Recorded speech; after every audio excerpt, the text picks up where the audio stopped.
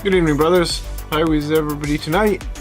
Hope you're all well. Just give me 1 second. I am trying to put chat on the screen. Here we go. Cool. Oh, shoot, I need to log out of that. I don't know why it decides periodically to log me out of my own chat, but whatever. Cool. Good evening, Robert. Good evening, Jimmy. Jimmy, you like the call out video? Yeah. I hope it made you smile. That was kind of the point of it. Made me smile making it, actually. Robert has got a new 3D printer coming tomorrow.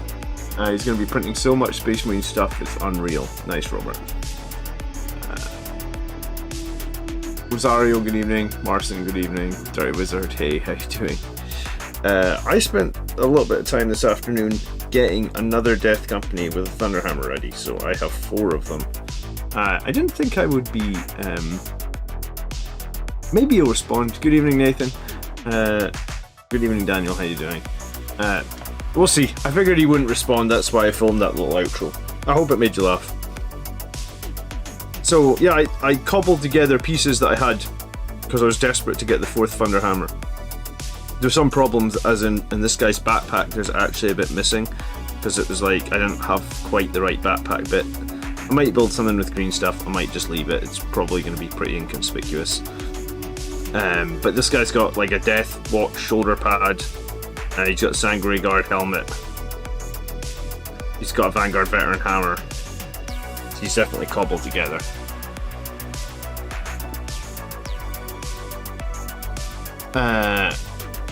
Good evening, Marcus. Good evening, Greg, Emil. How you guys all doing? Mark is bloody knackered. It's been a long day at the UK Games Expo.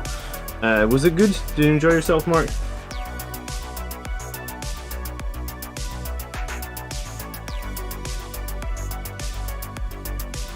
Oh, this red needs a proper shake.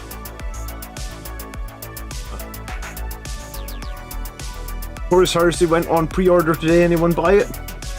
Anyone drop the $180? How much was it in America, if anyone bought it in America? Actually, looking at it this morning, because in the UK you were able to get 20% off, so for like $136 I actually thought, like, it's quite a lot of models, I guess. Like, at 180 it seems like a lot, but for 136 it did feel like you got quite a lot of stuff. I'm very tempted to buy it. But I spoke to a few people on Twitter today that were saying the same thing. They're like, they're very tempted to buy it, but like, not for the Horus Heresy, but for 40k, you know what I mean?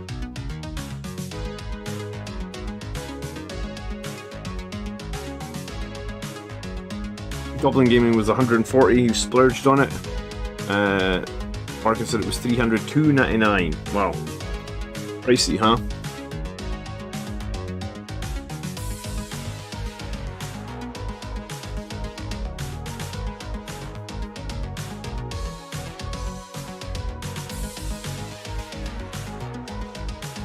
I decided not to buy the box right now because it's not limited. It will be around for a while and you can get 30% off later in the year. Yeah, I mean, that's why I didn't run out and order it today as well, I think. I do think I'll probably end up getting it just because it seems like all that stuff would be useful. The Spartan would be useful, the Contemptor. I don't know if the Contemptor would be that useful. I already got a bunch of Contemptors. But the Spartan seemed cool, and I guess the Relic Terminators would be cool, and at that point you probably kind of made your money back already, right? Because I guess like a couple of boxes of Relic Terminators and a Spartan probably going to cost about $100-$120 anyway, I would guess. How much was a Spartan before? Like, did anyone buy a Spartan, like a Finecast Spartan? I imagine it was at least $100, maybe a bit more. Let me know what tonight you're working on painting wise, and if anyone's got any comments about Friday's video where we talked to Sam about Blood Angels lists and the future of Blood Angels or anything like that, please feel free to just drop in a question in chat and we'll do our best to answer it. We'll be live tonight for about 2 hours. Maybe just a little bit less. 316.94, yeah. That's, I mean, it's hard. I guess it's hard for me to know what like medium salary might be in your country if it's not UK, but 300 sounds like a lot, right? Regardless of what the salary is in your country. Nathan's painted a rescued Dark Imperium Captain in Gravis armor with swapped sword and Blood Angels mods. I think the previous owner got two thin coats mixed up with two incredibly thick coats. You know, when I was a kid, I got two thin coats mixed up with two incredibly thick coats.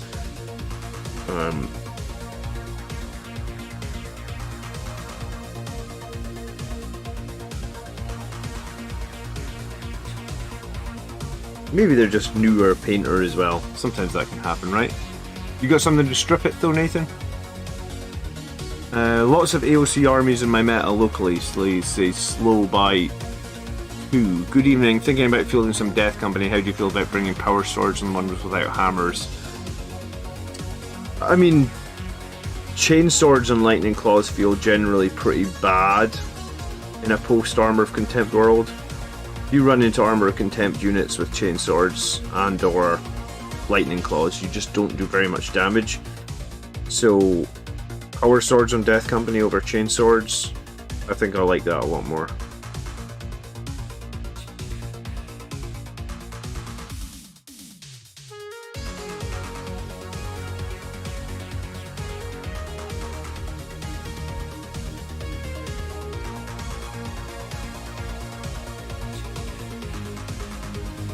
Plastic Leviathan just got announced. I did see that there's a Plastic Leviathan. I guess so. Everything's going to be plastic now, or there's going to be a decent amount of plastic stuff, and there's still going to be some stuff that's fine cast. I mean, they haven't quite said what's happening, right? And like, see these plastic kits, are they coming with all the weapon options, or how's it going to work for like a Leviathan, right? Like, what guns and drills and all that are you going to get with it? Like, what's going to be your choices? That would be my big question about Leviathan in plastic.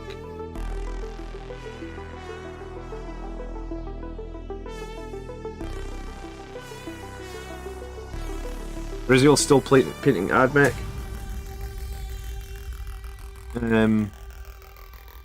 So how do you run your Death Company then, Greg? John beat Necrons today, got some revenge after a blip last time round.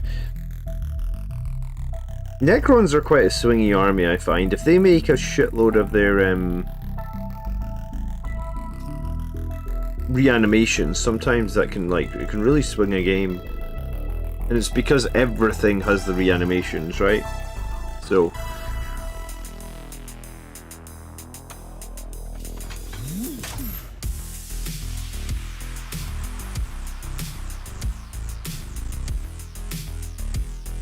well, maybe not everything. Most things have reanimation protocols.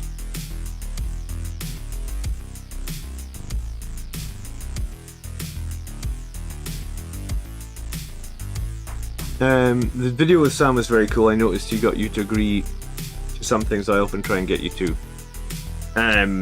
What did he get me agree to?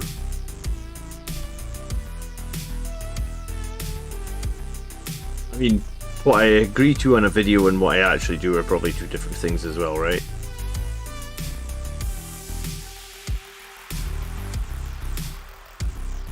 So I think when I interviewed the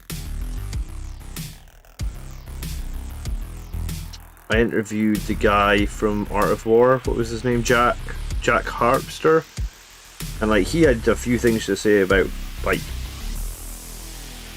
he had a few negative things I think to say about Blood Angels, and I kind of just let them slide because I didn't want to have like an argument in the interview, I guess. So I guess yeah. What did we agree to, Reginald? I'll tell you if I really agreed to it.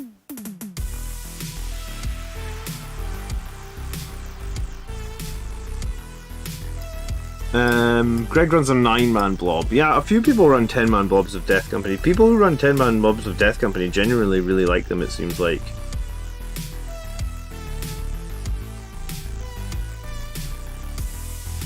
tend to run smaller units. I'm going to run 5 with hammers and see how we get on. I ran 5 with 3 hammers last week. This week I'm probably going to run 5 with 4 hammers. That's why I cobbled this guy together today and gave him a quick spray. So we can just have that 4th hammer in the squad.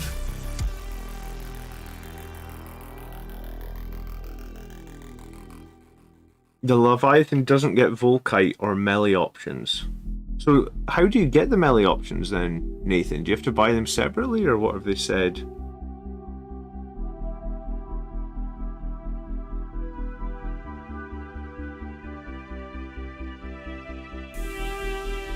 If I'm going to run a Sanguinary Priest, I think I'm going to go with actually what Stephen has done for his Sanguinary Priest, which is Visage of Death and Rites of War. I've been off Selfless Healer for a long time, so I think and what keeps happening in my games typically is like my Ancient keeps having to my Ancient keeps having to Angel sacrifice himself. So if something is going to be Angel sacrificing himself, I guess it probably makes sense that it's the Ancient. So then maybe, like, I'm thinking a cheaper Ancient and a more useful, like, Sang Priest. But not spending the points on the Selfless Healer upgrade.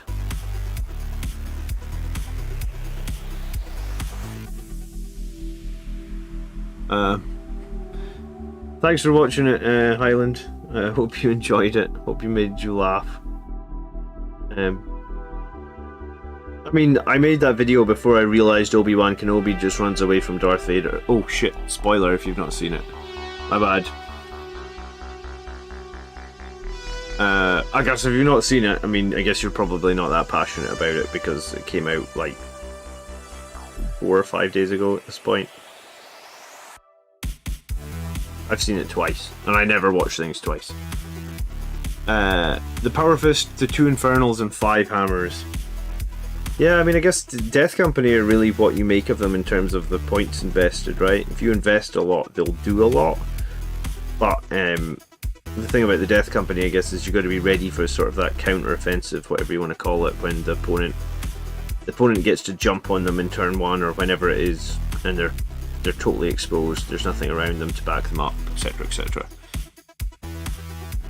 Pretty sure the Warhammer community article says it comes with flamers and Volkite options for its nipple guns. Okay, so maybe no assault cannons? Because you used to get assault cannons for the nipple guns as well, right?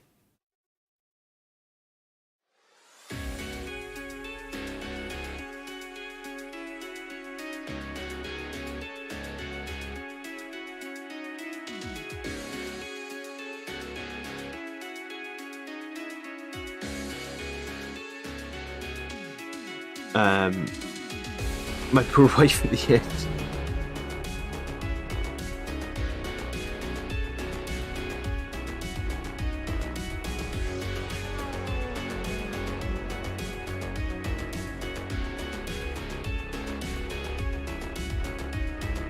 I do think it's funny that they keep casting non-Scottish actors for Highlander, so that was kind of just like a dig.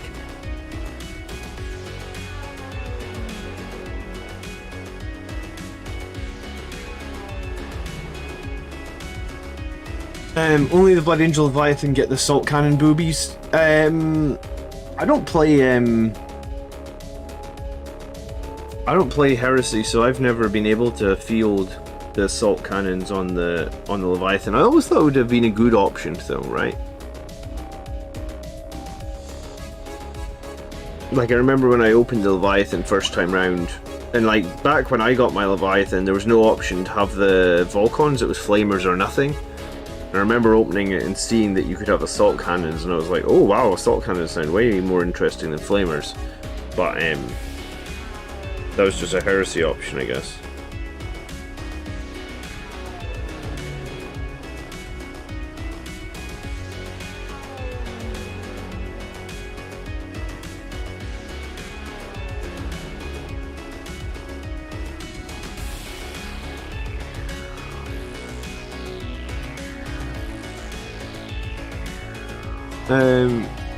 What the Highlander video showed me was BAC needs to get more sun.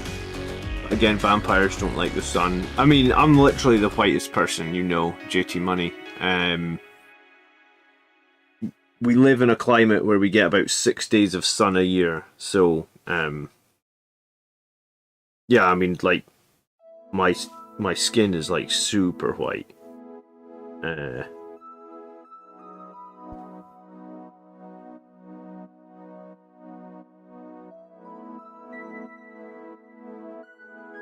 Sometimes if I'm at the doctor and they'll be like, "Are you feeling okay?" and I'm like, "Yeah, I'm just always that pale.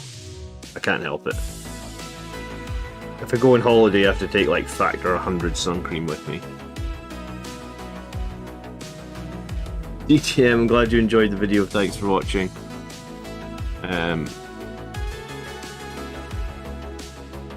Emil loves the Death Company because it makes your opponent deploy weird. Yeah, I mean, it can certainly put some pressure on, can't it?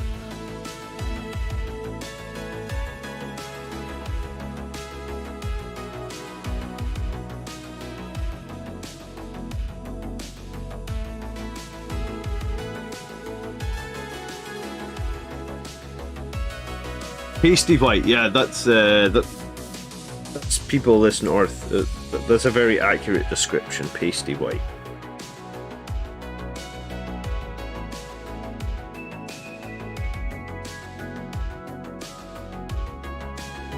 I'm sure. I mean, my wife is the same, really fair complexion, and I think our kids are going to be exactly the same as well. I mean, you just. Yeah. Honestly, our summer only really started this last week or two, and summer will be over by like the end of August. So we get about 12 weeks of decent weather a year. It's pretty bad.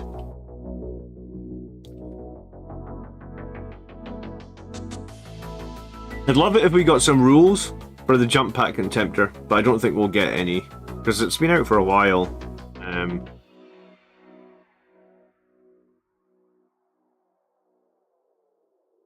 Still waiting for a more melee-focused Redemptor with Invulnerable Save would rock, in my opinion.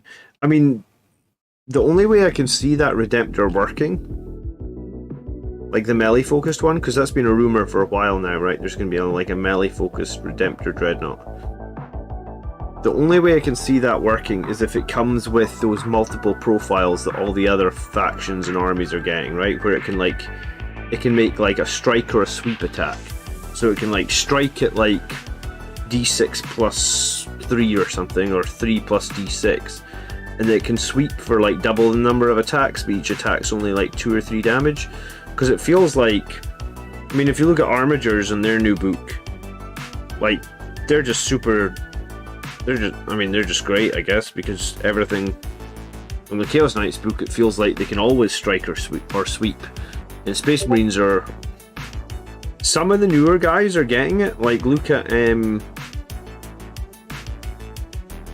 what's the chapter master for the Black Templars called again? Helbrick? He got a strike or sweep profile on his sword. I think he can either like strike at 3 damage a shot, or make double the attacks at 1 damage a shot.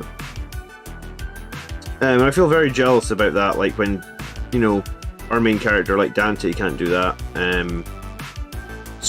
So in more recent times, I guess, some of the Marine characters are getting that, but like I can't, like, if they make a melee Redemptor and it just has the same 4 attacks as a Redemptor and it's just the same sort of D6 plus 6 and all it's got is an invulnerable save, I'm not going to be very excited, to be honest. I'm glad to see Death Company getting some love. Yeah, I've been painting 3 hammers the last few weeks to try and just have a 5-man with 4 hammers on it. I've never really felt the need to run it before. Evening, Jamie. How you doing?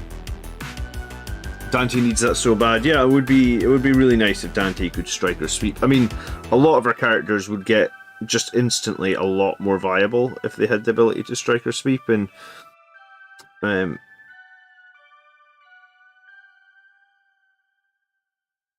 guess it's nice that some of the other chapters are getting it.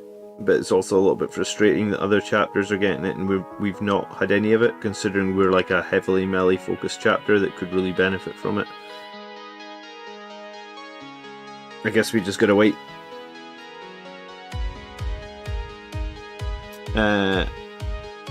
Even Commander Farsight has a sweet profile. Yeah, I mean, it just seems like our codex came out just before they'd started to do that, I guess. I mean, I guess technically like Space Wolves and Dark Angels, and I guess there was a bunch of other codexes that came out then as well that didn't get it. But it seems like it's something that sort of started to become very, very common, and we just missed out on it, I guess. And it would be so good if we had it. I mean, Sanguinary Guard, if they could have a striker sweep, you know, for those -1 damage targets, you're like, fine, we'll just do a bunch of 1 damage attacks. I mean, that would make Sanguinary Guard a lot more viable into -1 damage, and, you know.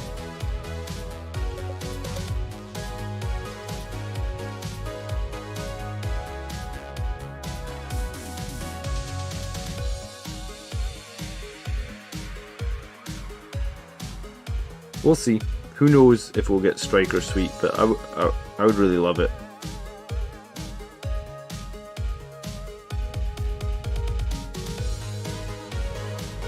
Dante hasn't lived long enough to get Striker Sweep. Yeah, I guess. Only like 2,000 years or something, is it? Oldest living Space Marine. I mean, oldest after Guilliman, I guess. I guess when they wrote the lore that said he was oldest, Guilliman was dead, I guess? Disappeared, dead, something like that. Chaos Demon Princes really need a sweet profile on their weapons. Weapons which are literally larger than full-grown Marines. Yeah, I mean, Demon Princes are probably the same thing, right? They just... Possibly giving Demon Princes, like of Nurgle, a sweep would help Nurgle out like a lot, or would help Death Guard out like a lot. It's just giving units the versatility that makes sense is all I'm asking. I think it makes sense. If you've got a weapon that does multiple damage, and you're targeting like chaff units, you want to be able to just do less damage but get some more attacks. And the units that they've been giving it to end up having a great amount of flexibility, I guess, is the way of... Yeah, it's just flexibility, is it? It just adds a degree of flexibility that helps them to no end, really. Sanguinary Guard don't need any more buffs. Yeah, but you're not a Blood Angels player, DTM. They do need buffs. They need all the buffs all the time. They're the Sanguinary Guard, let's be real. Nah, Sanguinary Guard are pretty weak into -1 damage enemies.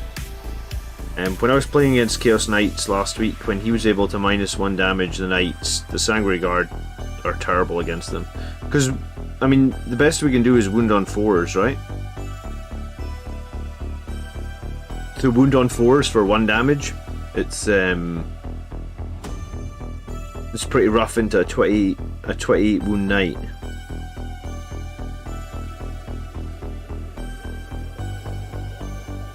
If that's arguably your best killing unit, which it is, I guess.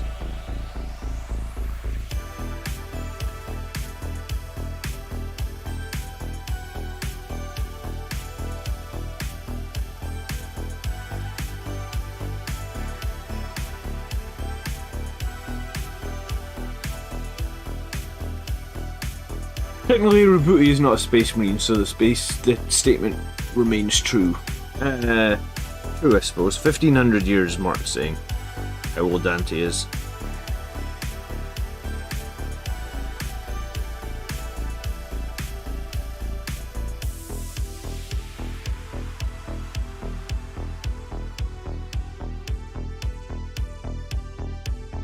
Good evening, Hot Water.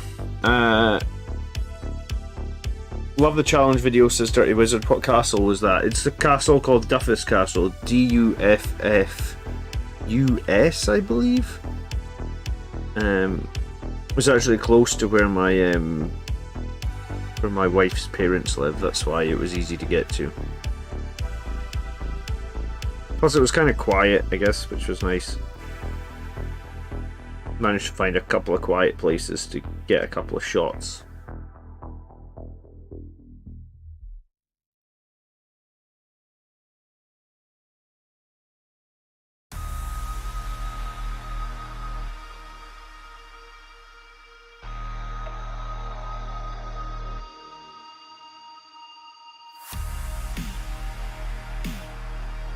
But yeah, so I've got this it's not a GT, it's an RTT in like 2 weekends time. So 2 weekends today, I guess there'll be no live stream probably. Or will there be? There might be. Might not be painting, I might just be hanging out and talking about the tournament, I guess. I have no idea how I'm going to do. I still don't even know what my list is going to be. Mephiston's sword being D3 damage feels bad. Yes, it's one of the reasons that I probably don't run.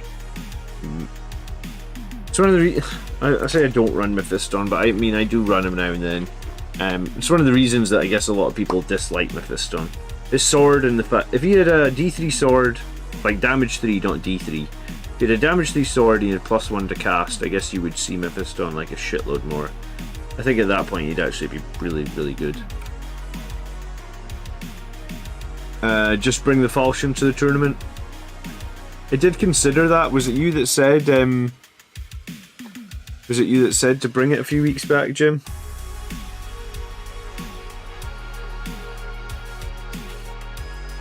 I don't know. I've not played much with falchion, and I thought maybe I'd just play what I know, I guess, and I think against non-metalists I can do pretty well. Someone else says do it. The falchion is the answer. There is a loads of lists to get inspired by, yeah. I can't believe that somebody ran 5 Centurions, because I was using Centurions like, I don't know, right at the beginning of 9th. I thought they were really good. But once they put Selfless Healer up in cost, I was like, yeah, okay, you know what, I'm not so fan of the Centurions, but nice to see that maybe I was proved wrong. I always thought Centurions were good into Sisters. Because Sisters charging you with like Repentia and stuff. Centurions were really good at flaming the hell out of the Repentia and just not letting them make charges.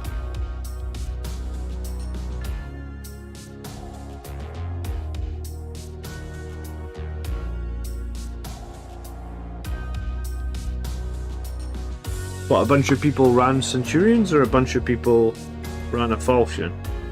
Surely not many people ran a falchion. I actually think the only people that bought Centurions that I know of was like Island Phoenix. Did anyone else in here buy Centurions?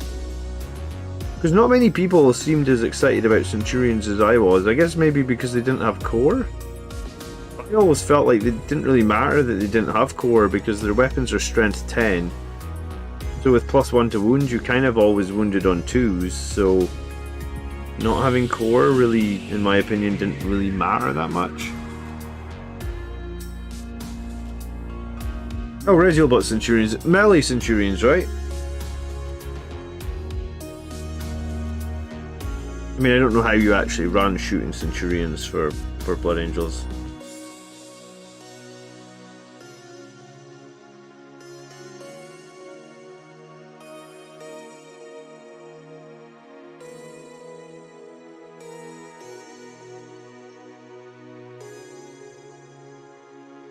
A Spartan full of Centurions. Yeah, I mean, okay, if you can run a Spartan full of Centurions, that'd be pretty scary. I mean, you can get, what, 5 Centurions in a Crusader? That's scary too, I guess.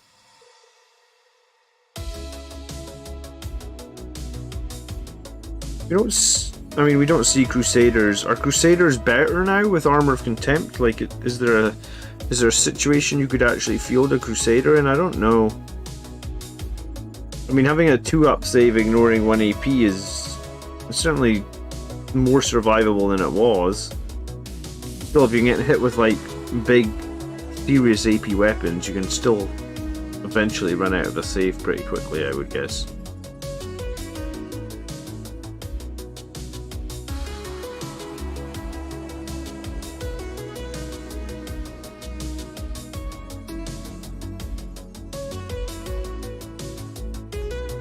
Yeah, Samtuk, which is really funny, man, because I have 6 bolter aggressors. I really liked them in 8th edition. And I don't know if I gave them a fair chance in 9th, but I hated the fact that they lost the ability to double shoot. But I thought that was one of the things that made them so good. I mean, I guess Armor of Contempt makes them better again.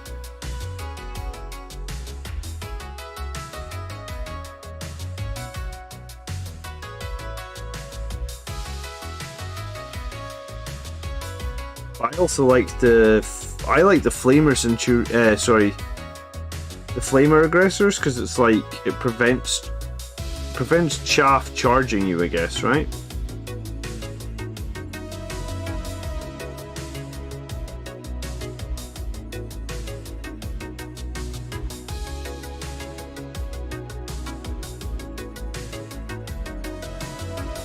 When you played Centurions at the start of 9th, I had them for a long time, but settled on Vanguard Vets and Blade Guard for the middle of Ward, says B8 Alvin. Alright. I mean, the Centurions worked a lot with the Selfless Healer, I guess, at the beginning of 9th, I felt like. But then when I stopped playing Selfless Healer, and also there was things that could wreck the Centurions. I used to get wrecked a lot by, like, Sisters. Repentia just destroys Centurions with a -3 that they had. I guess it would only be -2 now. But they do a boatload of attacks, and what was else that really destroyed Centurions? Oh yeah, Sisters with multi-meltas as well. They could do so much work into the Centurions as well. It made me really scared to run them.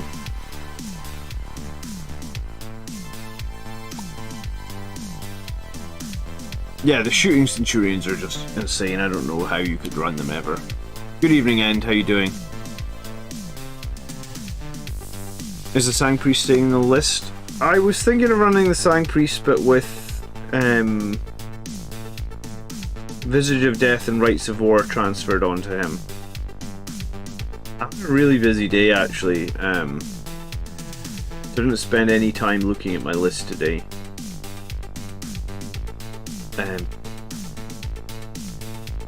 The things that I didn't like from last week, I mean, I felt like I needed that 4th Thunderhammer on the Death Company. Just having 3, I felt like probably wasn't enough. I don't know if the Selfless Healer gave me all that much value. Like, he rezzed a couple of models all game. I guess he can have value, the Selfless Healer. Some people love him, right?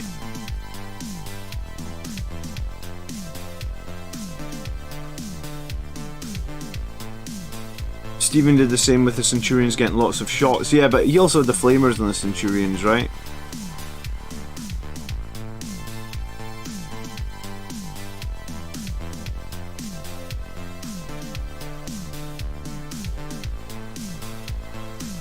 So Flamers and Hurricane Bolters on the Centurions, which I actually kind of thought to myself was like, maybe that's a bit of overkill. But I mean, I guess it does mean a stupid amount of shots if you get to Overwatch. Like if you're a T4 or less enemy, you're going to lose a lot of models on Overwatch.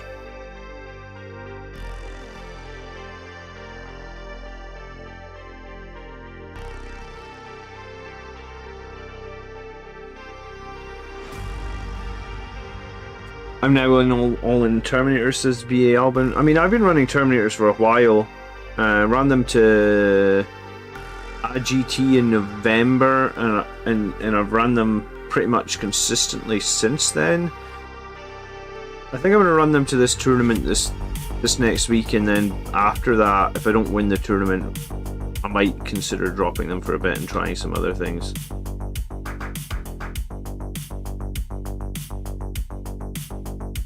But I don't think I have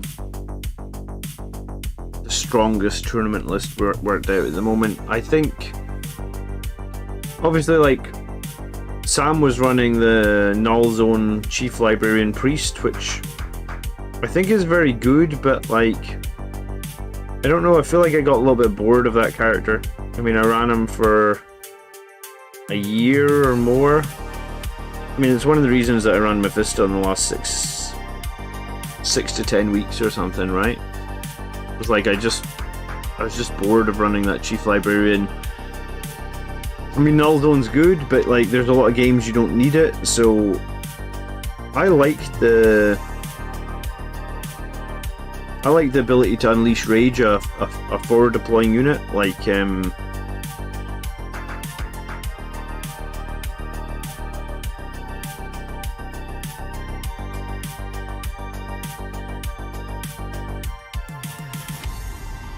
Cursors or something like that. Here's a question, actually. Maybe we need to do some maths on this. +1 to hit from the Sanguinary Ancient on the Death Company Forlorn Furying versus Unleash Rage. What actually gives you more damage? Like, what does the math say is going to be better there? I'm trying to think, because assuming you've got Chapter Master rerolls on the Death Company as well, right? So let's say you got 4 hammers, so you get 20 attacks. So if you get Chapter Master rerolls and you don't have +1 to hit, you would hit 15 times, and of those 15 times, I guess you would get 2.5 6s on average, which would give you 17.5 attacks. If you got +1 to hit, you hit 0.88% times, which is like, you know what, there's almost nothing in it, is there? So at that point you're just exploding 6s is mathematically the equivalent of +1 to hit. Okay, so yeah, so at that point you're just saying that, like, you could take a chance where you're like, well, I just think I'll roll more than a couple of 6s, and then some games it'll swing up, some games it'll swing down, I guess.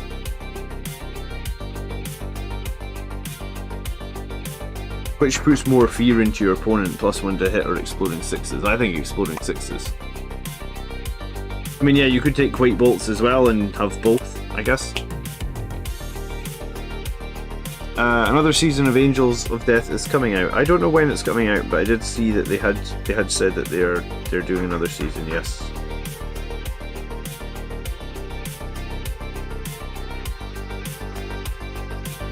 And it's a prequel season. Yeah. Is it going to be a strict prequel, or is it a prequel where they're basing each episode on some of the characters that you get to meet in first season? Sam did say he put his Voidsman into the Teleportarium. That was one thing he said, but I didn't pick him up. I didn't call him out on it because I've never used Voidsman myself. But I do think that was actually invalid, Francesco. I think you're right. You're not allowed to put the Voidsman into the Teleportarium. He does not unlock the Astra Cartographica for doing so, as he does not have the ACHQ. Yeah, so I think I mean, I guess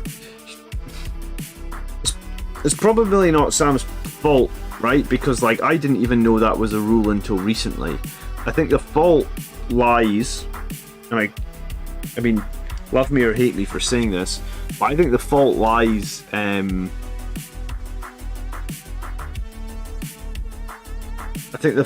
with Games Workshop having to, you know,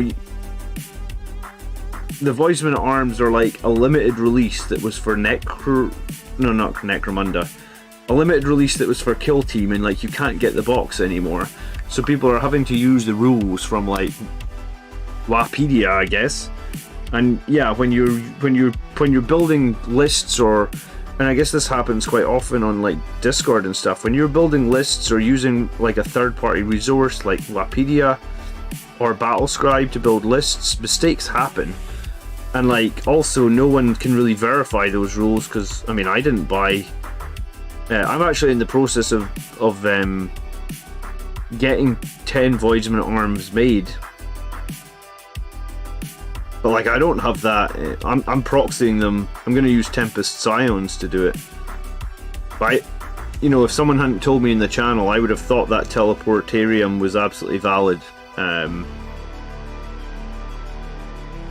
So like I don't think it's Sam's fault. He did actually say that his Voidsmen were in the teleportarium, so someone can message him and pull him up on that. But yeah, it kind of sucks. It's a bit silly how some of the rules just are not easily available or whatnot, and then you end up with problems like that, I guess. Like, in terms of like, for a competitive game, they shouldn't be putting in models that can only be bought in like isolation once, and then they go out of stock or they go off sale and other people can't get them and check the rules.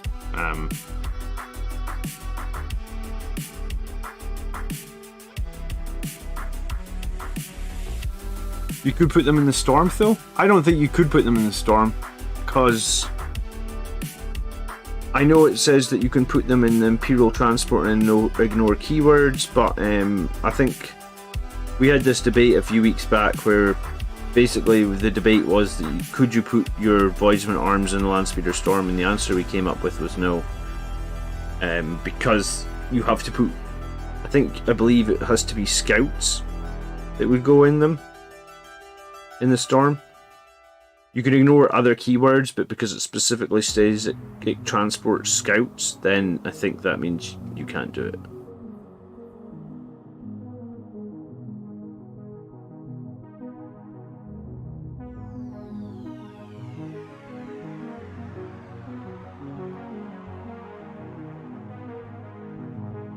All the rules on Wikipedia and Battlescribe.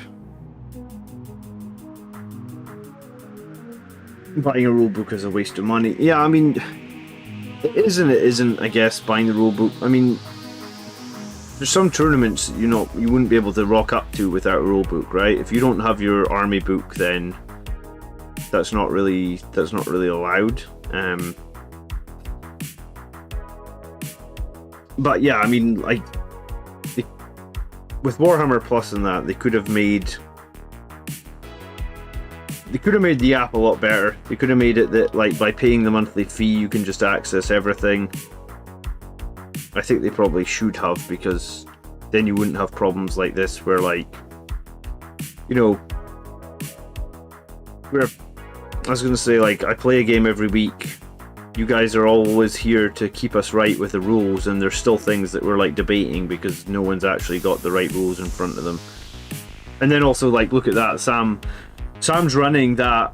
Sam was running those Voidsmen into like a really, I mean, that was a competitive tournament with like the Art of War guys and stuff. So that's like players that are at the absolute top of the meta, and they don't even know the rule that you can't put the Voidsmen into the teleportarium.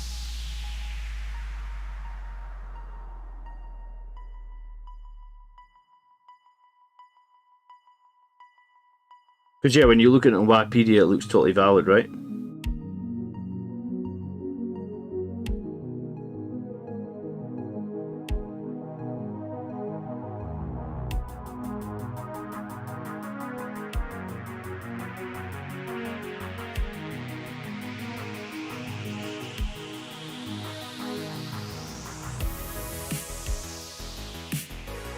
Storm needs a scout infantry keyword. Yeah, that's what I was trying to say. Like, unfortunately, I guess you can't put Voidsman into a Storm either, even though at first glance it does look like you probably could.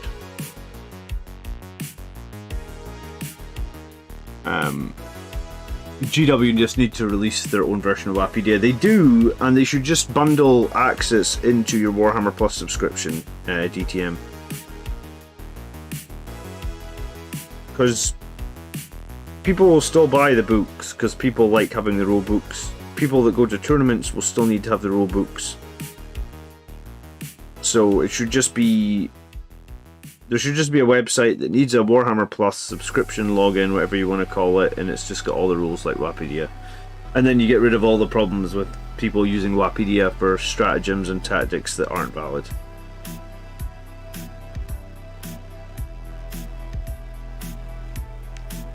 You know, considering they released their army builder like a year ago now, I would say like 90% of the army lists that we get sent for the channel are still built in Battlescribe, right? Like a huge amount of them are still built in Battlescribe. Like I very rarely see an army list submitted that was built in the Warhammer app. I know I don't build any of my lists in the Warhammer app. I build all mine in Battlescribe.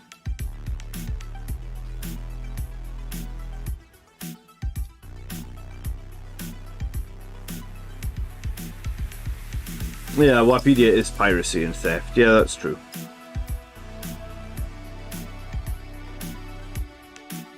I mean, because it's so accessible, people are going to use it.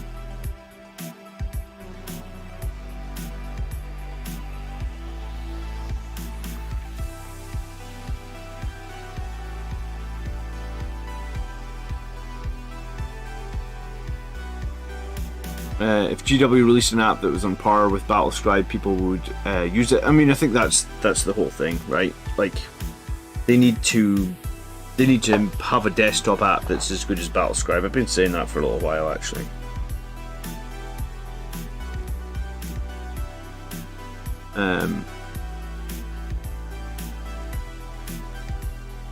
Scouting is a keyword used for scout bites, scout squads, and landspeeder storms. It should be ignored for the Voidsman.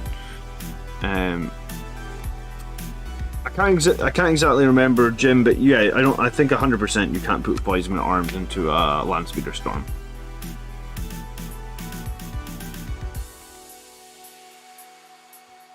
Foz just messaged Sam. Okay, I mean, we're like 90% sure, because I think it said that your warlord had to be part of...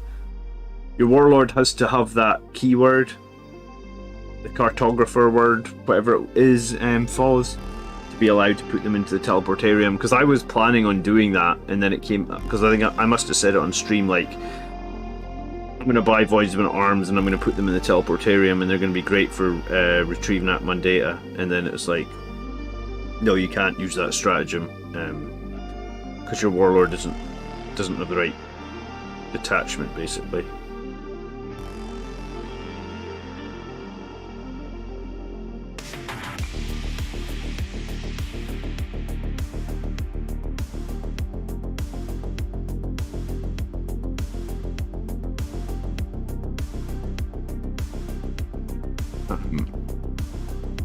Battlescribe is essentially abandonware now. Yeah, they've.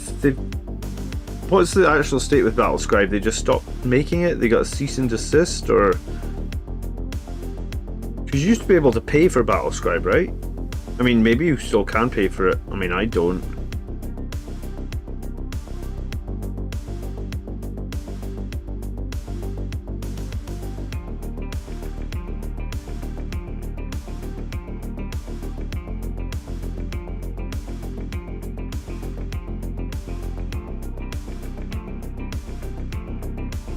Oh, he calls it to... Yeah, well then that's fine. Yeah. As long as he's just putting them in strategic reserves. Strategic reserves, the term gets thrown around a lot, I guess, when people mean other things. It's a pet peeve of some people, I guess. I do it myself. I often put Terminator... I'll say my Terminators are in reserve, and what I really mean is that they're using Death from Above or Teleportation Strike or whatever it is it's called. The problem is it's different for some units, right? On like Sanguinary Guard it's like Death from Above. On Terminators it's called Teleport Strike, I think. So yeah, they all have different names, and I guess some people end up just being like, oh, I'm just putting them in reserve as like a global term, but that's kind of wrong, I guess, when you say it like that. And then yeah, it causes problems like this where when he said teleportarium, everybody thought he'd done it wrong.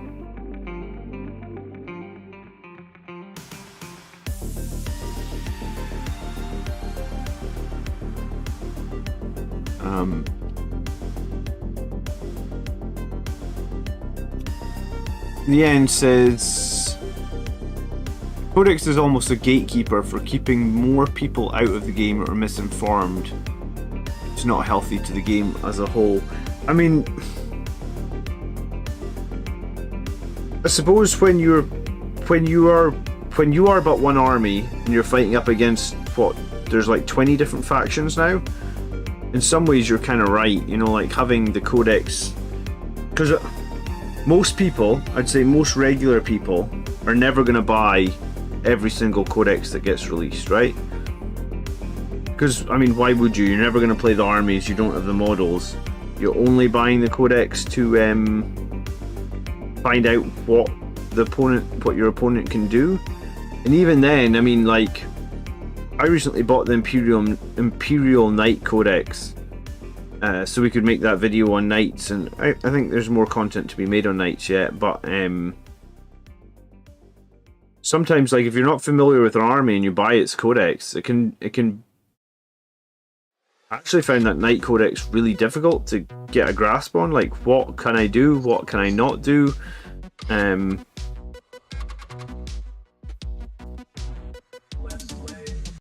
so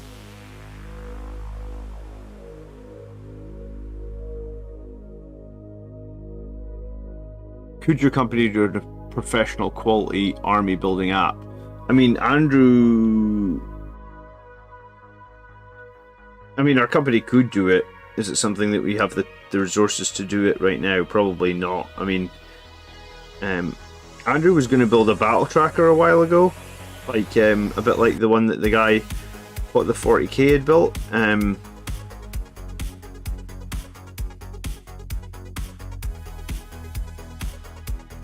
But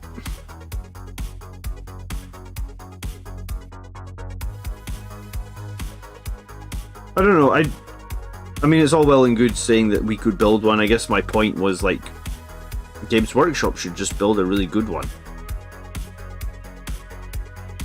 Like, you know, we had a debate a few weeks ago, and I guess there will be a debate as year 2 rolls round. Some people aren't impressed with Warhammer Plus. Some people are happy, some people aren't impressed. You're going to get that with anything. You know, even that new Star Wars series that some people are saying is brilliant, some people aren't impressed. So the way that you make more people impressed is you keep putting out, you keep adding value to your subscription service, right? I suppose. So the way to do that would be to add the very cool battle tracker or the very cool Wapedia style website as part of the subscription, and just make the subscription better and better value to a point where, like, people can't cancel. Because there was that thing recently with Netflix. I don't know if you guys were following the Netflix thing, right? Netflix put their price up, and they put their price up quite a bit, and they put it up like last year as well. So they put it up, I don't know, like, let's say just £2 or £3 a month. But then when push comes to shove, it actually said that, like, Netflix was the most cancelable subscription thing, because Disney Plus has, like, Marvel and Star Wars, so people aren't going to cancel that because people love Marvel and Star Wars, right? Amazon Prime gives you your, like, free next day delivery, so people aren't going to cancel Amazon Prime because they want to get their stuff when they buy it from Amazon quickly. So then when Netflix put their price up, and you go look at the share price of Netflix, they lost, like, I don't know, they lost like hundreds of millions of pounds or something, like, almost overnight, just because they put their prices up. Everyone went, well, if push comes to shove, I guess Netflix is the one I'm going to cancel. So loads of people started cancelling Netflix. And yeah, I mean, I think they've taken a massive hit. I think that the end of the thing with Netflix is Netflix has now said that, like, they're making no new shows or something. Like, they're not making any new original dramas for a little while or something till they recoup some of the money that they've lost. So it's like, you can read up on all this. I put 5 Death Company with hand flamers and power swords for Alpha Strike. I'm having great success with it. I don't know how you can feel like you had great success with hand flamers, dude. They're strength 3, right?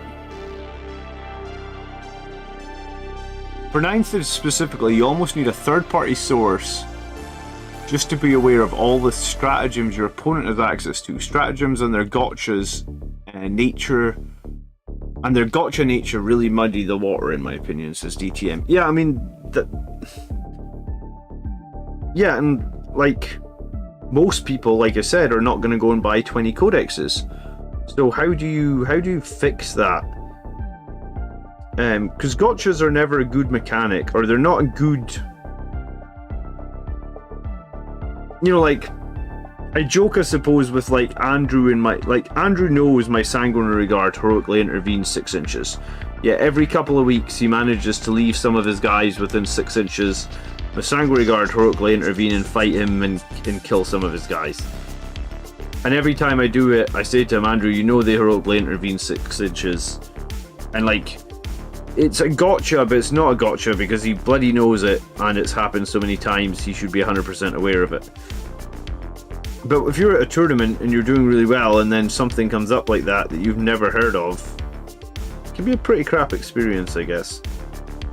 But yeah, I don't know. I mean, I like my tournaments. I like to play pretty seriously. I'm not buying 20 codexes.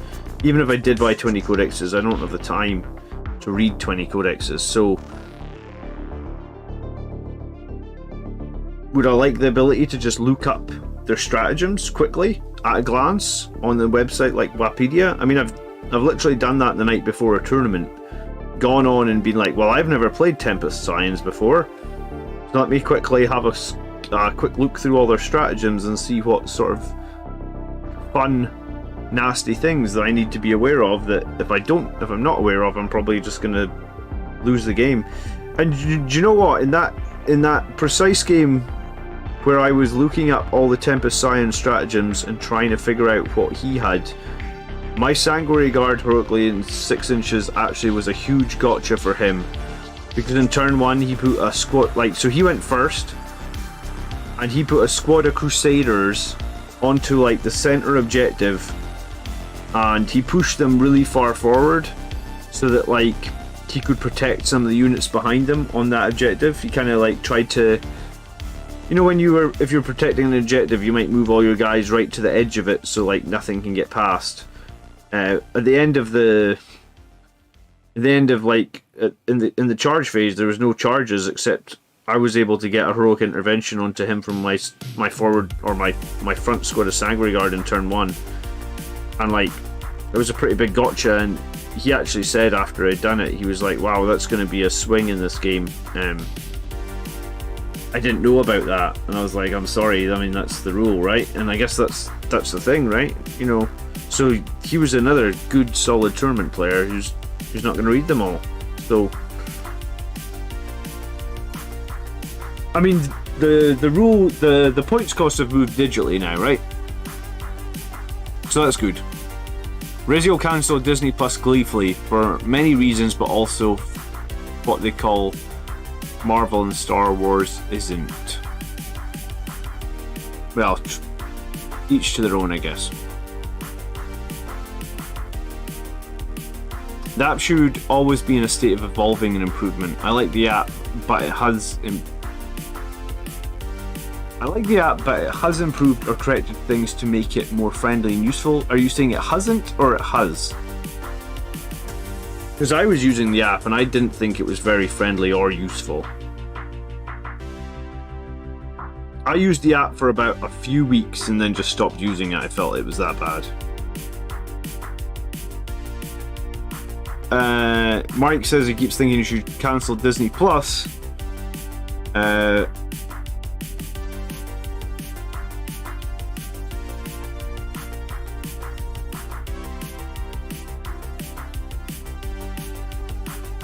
Hand flamers can do work against Eldar, Harlequins, Kroots, Genestealer cults, or even Orc hordes. I think like going into one more phase with Forlorn Death Company is valuable. Okay. I mean, I guess my problem is I've probably never run a shitload of hand flamers. I'll have run one and thought, well, that was a bit rubbish. How many guys with hand flamers are you running? Good evening, Steve West. You have 8,069 points in your inventory to all. Nice. I actually don't know how many points I have as of late. I'll make a YouTube video at some point with the number of points I have, but I must be getting close to...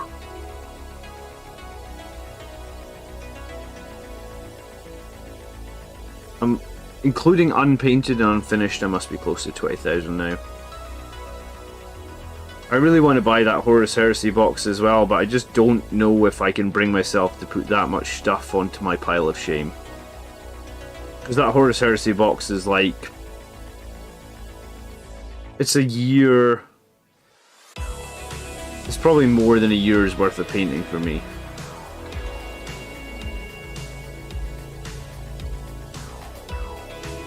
I have a lot of stuff still to finish. Oh, is it satellite TV, Netflix, Disney, and Amazon? I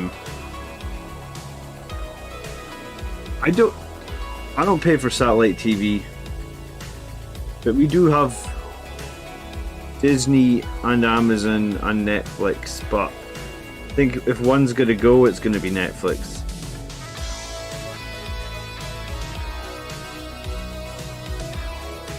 I actually really don't watch anything on Netflix. Oh, tell a lie, I watched Better Call Saul. I do like that show.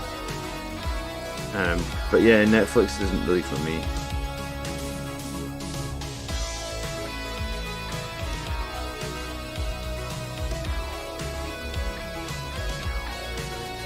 Jim is having way too much trouble trying to like Disney Star Wars. I mean, I actually have like a Blu-ray set from like 10 years ago when it was just the first 6 movies for Star Wars, and I'm actually quite happy that I've got that Blu-ray set so I can just sort of be like, yeah, you know, this is Star Wars as I knew and loved it, and the first 6 movies, and that was it, right? I mean, really it could have just been the first 3, but whatever.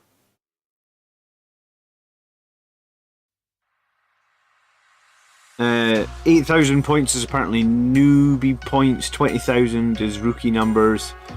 As a new player learning what to ask before a game at a tournament is next level.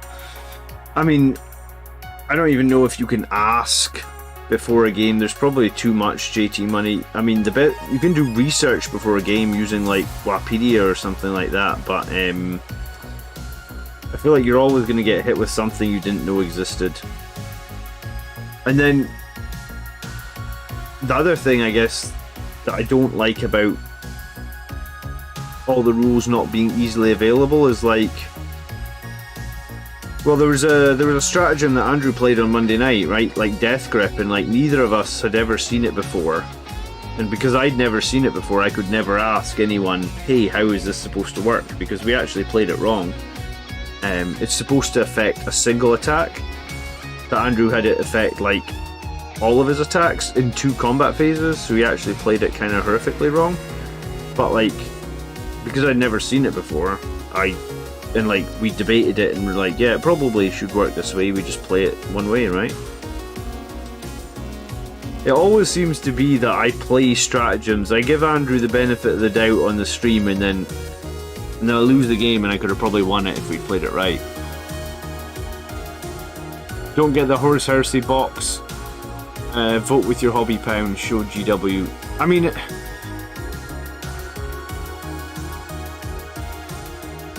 for me, it's not really about showing GW. I guess it's like it's almost too much in a box, probably. Like, I did ask, like, does anyone want to split the box that I know locally, and no one was really up for splitting it. So it's like, it's a lot. Just so many models. It's like what, 60 or what, 40 Marines, 10 Terminators, a Dreadnought, and a tank, and I think there might be something else. So it's just like so many models. That's...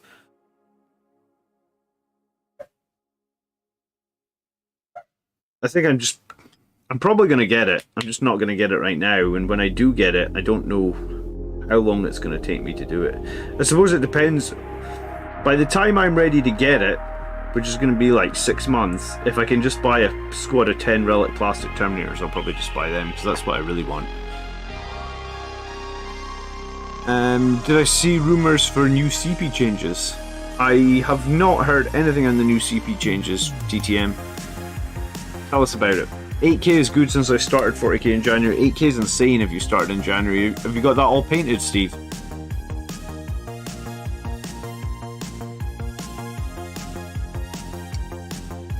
Oh, my daughter's up. I'll be back in just 2 seconds.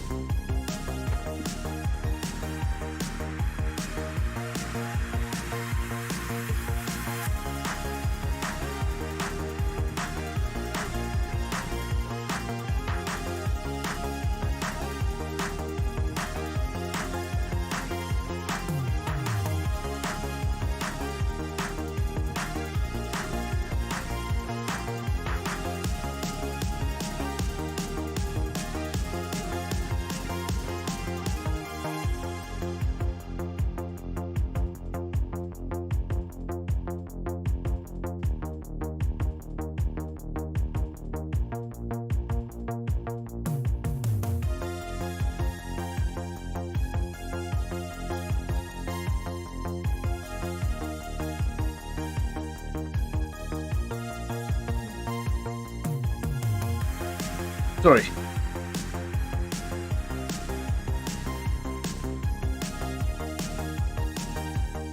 Den says Obi-Wan is hella good. Did you know that apparently in that new Obi-Wan series they have a computer doing the voice of Darth Vader now?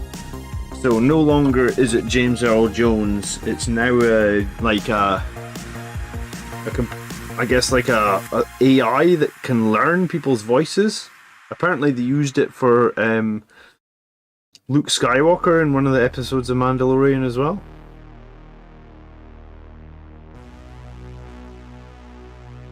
Pretty rad. I mean, if the AI can do people's voices, how long before the AI can just recreate the person entirely, I guess?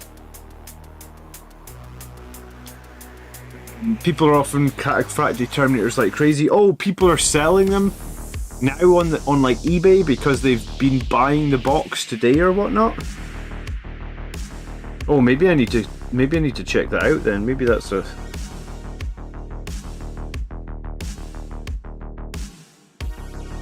Thanks for the tip, I never even thought of that. Yeah, maybe that's what I want to do, because I really don't want to add 55 models to my pile of shame, because my pile of shame is ridiculous.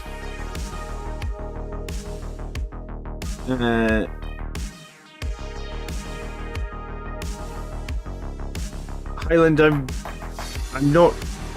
trying to get my tournament list sorted. I don't know. I mean, probably is going to be very similar to what I ran last week, right?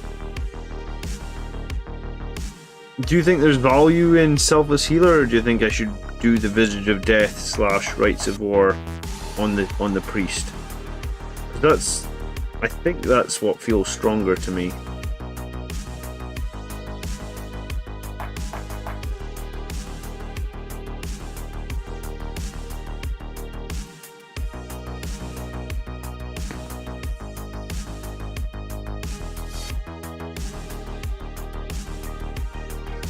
It's going to change to start with 6 CP, gain 1 per player turn, and no more free Warlord trait or relic. Wow.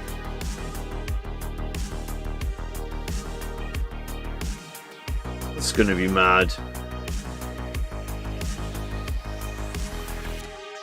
I mean, if there's no more free Warlord trait or relic, that makes named characters like a lot better, I guess, compared to the non-named ones, I would think.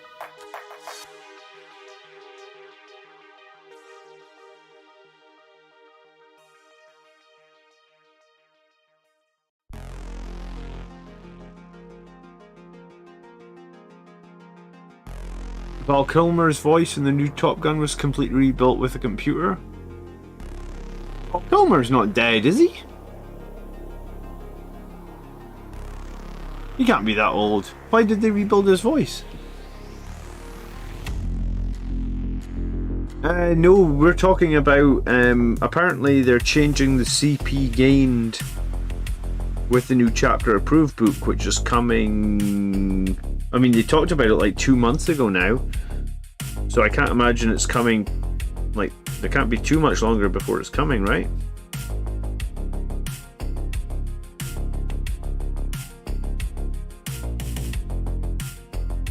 Oh, he lost his voice, okay. Oh, I take it he can still speak, but it doesn't sound anything like he used to sound or something.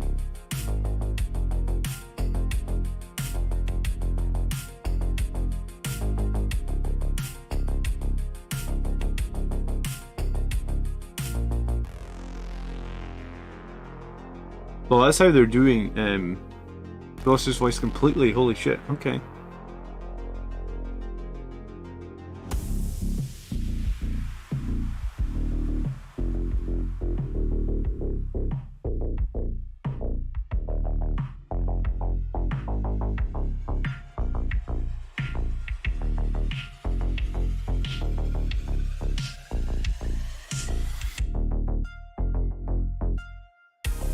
Oh, he's one of the... Wow.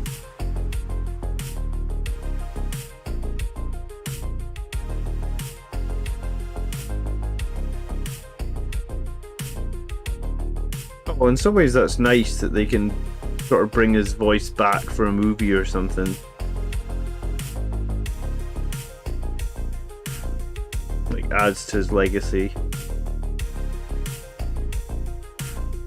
Because I had wondered if they'd got somebody to do Darth Vader, or if James Earl Jones was still doing it. Because I was thinking, like, James Earl Jones is like in his 90s now. I was like, how much longer can he really be Darth Vader for?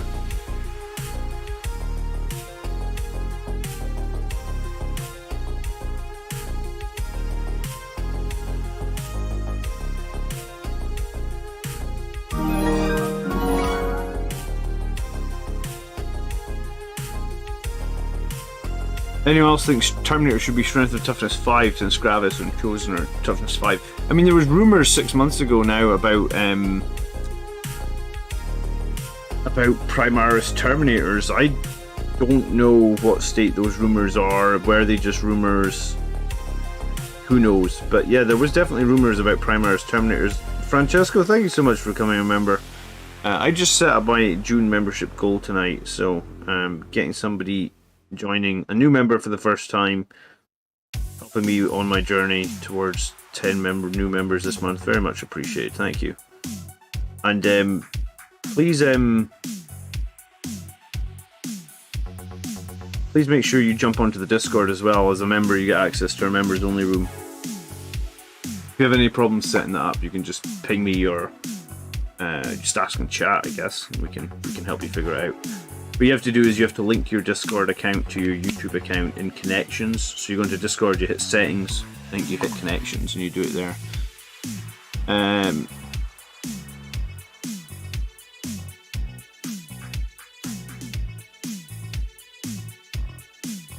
Oh right, they did actually get James Earl Jones to do the voice. Oh, I thought it was all done by a computer. Then I guess I got confused.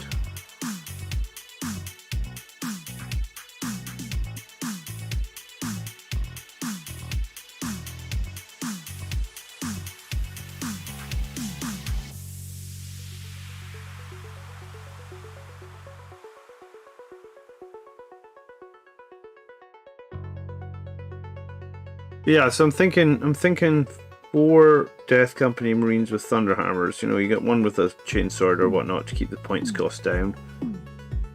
And then I'm thinking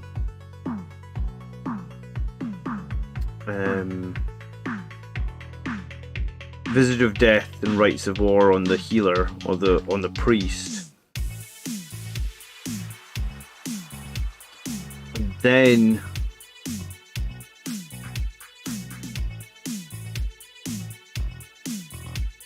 it means maybe either no Warlord trait in the Sanguinary Ancient, just have him mainly there for like a heroic sacrifice.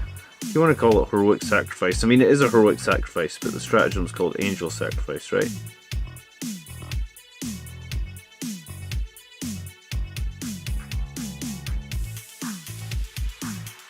If I'd had Visage of Death into that Chaos Knights list last week, that would have helped so much. Because I couldn't hold anything when he just flooded the objectives with those fucking knights that count as 10 models in our OBSEC. I literally couldn't hold anything. I couldn't kill the knights quick enough. I mean, by the end of the game I was starting to table them, but like I just couldn't kill them quick enough. Every time I went for one of the big knights, he just -1 damaged on it. I mean, he burned all his CPs doing that, but it took me too long to kill the knights.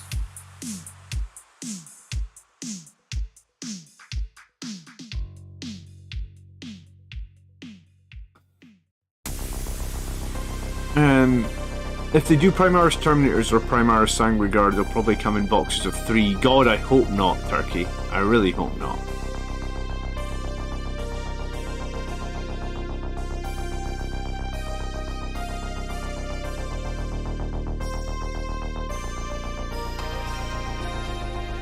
I could go for Soul Warden or Imperium Sword, I guess.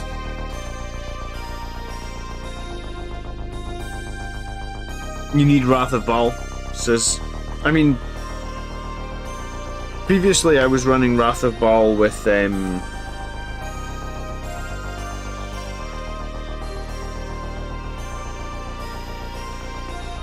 Rights of War on that character. But yeah, so maybe I need to keep the Wrath of Baal then.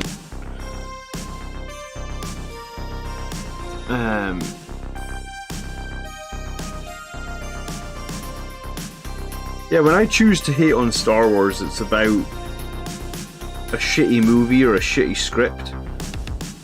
It's never on an actor that plays a part that they had nothing.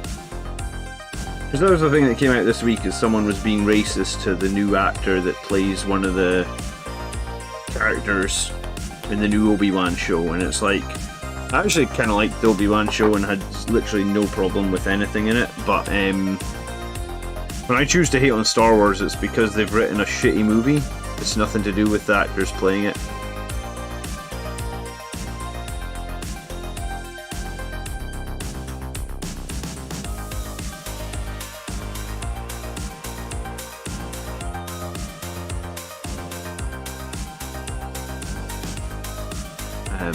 Because in episode 9, if you've not seen it, they brought back Lando Calrissian, and I was really pleased that they brought back Lando, even though he's about 80 years old.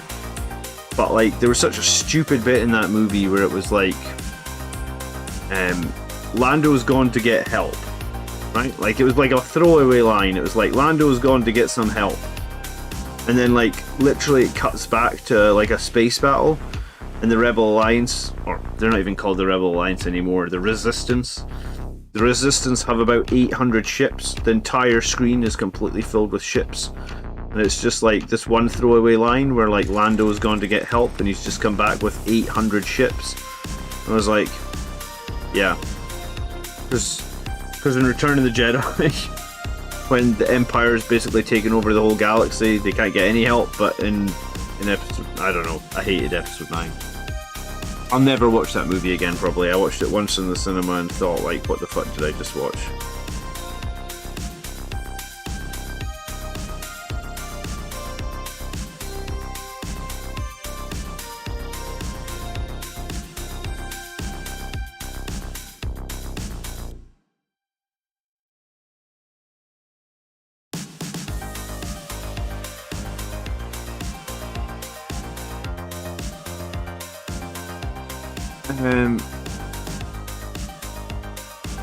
In Darkness of the Blood, a Primaris Marine says he was born 8,000 years ago?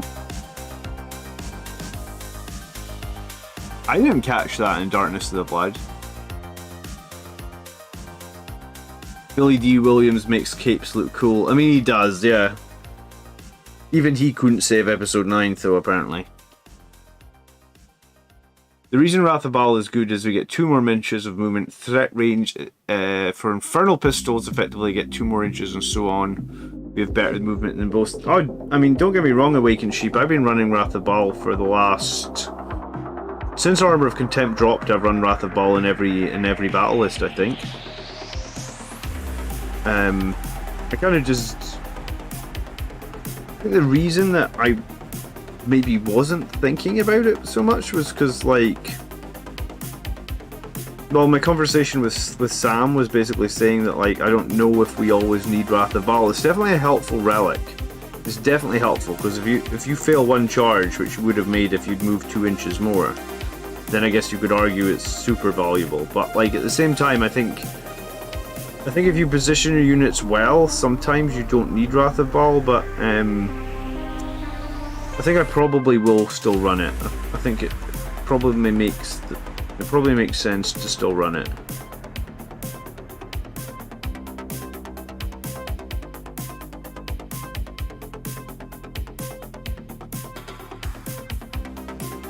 Steven says you challenge Henry nice. What are your thoughts on Centurions coming back? I mean,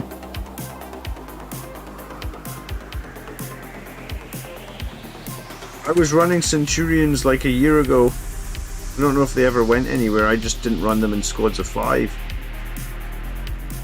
I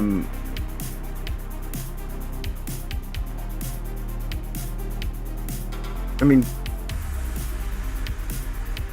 I like Centurions for the most part.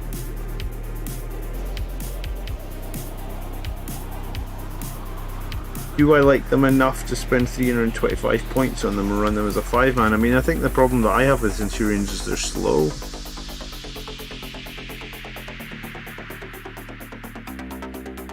I mean, Steven didn't run them with Selfless Healer either, so if he was going to revive them, he was going to have to pay CP to do it.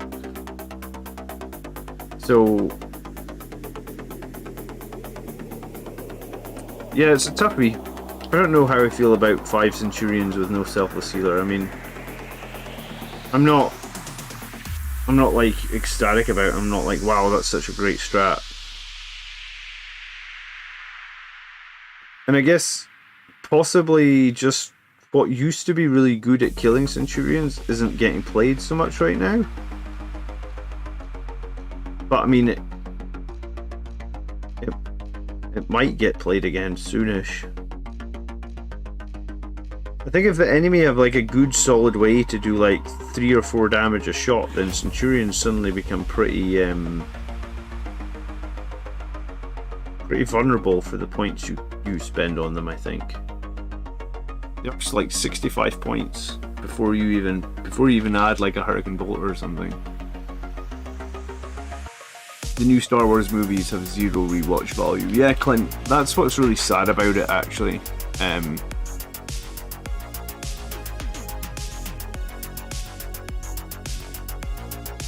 I used to love when I was a kid rewatching Star Wars movies, but like I've rewatched 8 once because I thought I would give it a second shot, and I hated it just as much, if not more, the second time. And I don't think I'm ever going to rewatch 9. I'll maybe rewatch it with my kid in 10 years time, but like I just don't think I'd ever sit down and rewatch 9.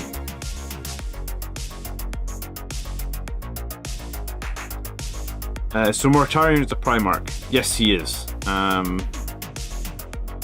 Mortarion is a weird one in terms of like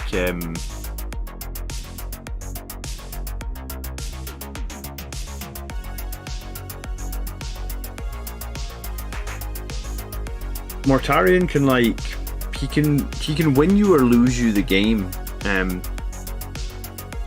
because he's such a huge investment of points, I feel like. And like there is ways to counter Mortarion. Like I've had games where I've killed him in turn 1. The enemy has literally done nothing with him. Maybe cast a Psychic Power or something. What, 500 points to cast a single Psychic Power.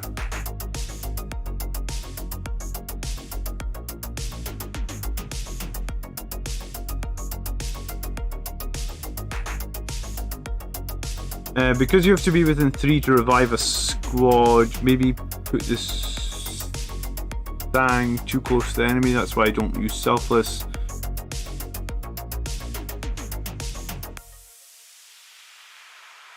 Yeah, when you that's something else I've definitely found as well, Francesco, is like when I have the Selfless healer, I feel like I'm trying to get value out of him, trying to position everybody around him. Whereas when I don't have that sort of bubble to worry about, then it actually sometimes helps me out. Because I don't put so many of my eggs into the one basket, so to speak. But saying that, I mean, it's still a very valid thing to point into. Rezzing a guy every turn is very good.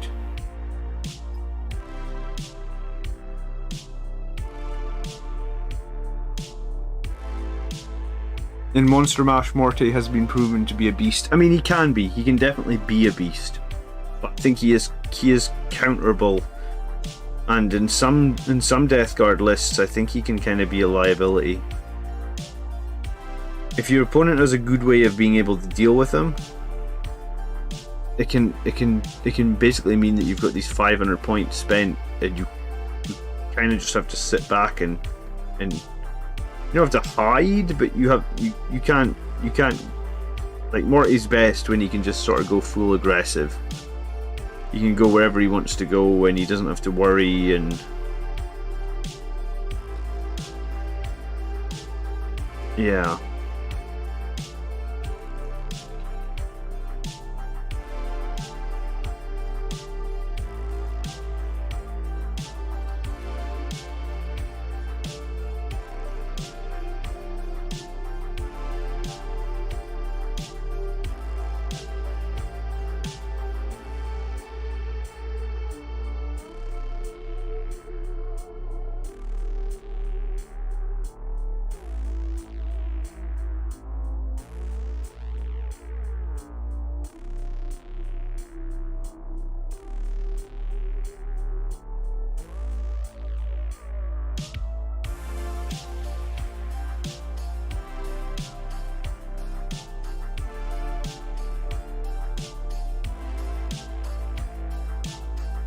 Listed as Sangre Priest with a Chief Apothecary upgrade and a jump pack is very hard pill to swallow when you look at the cost. I mean, that's why I haven't run it for a while.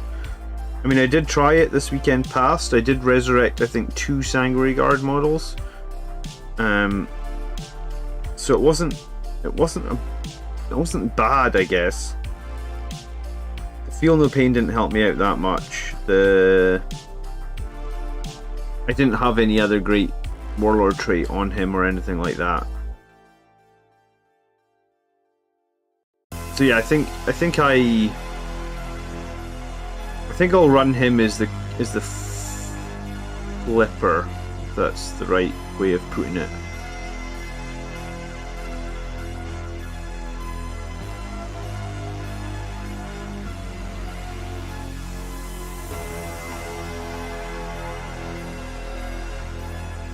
I'd be really surprised though if they don't give you that free relic or free warlord trait anymore, DTM. That seems mad.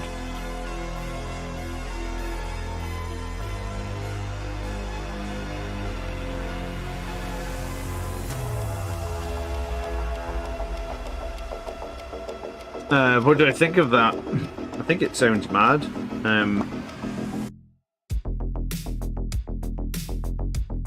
Does that add more balance? I mean, if you run like a non-battalion, you're going to be out of CP like very, very quickly, right?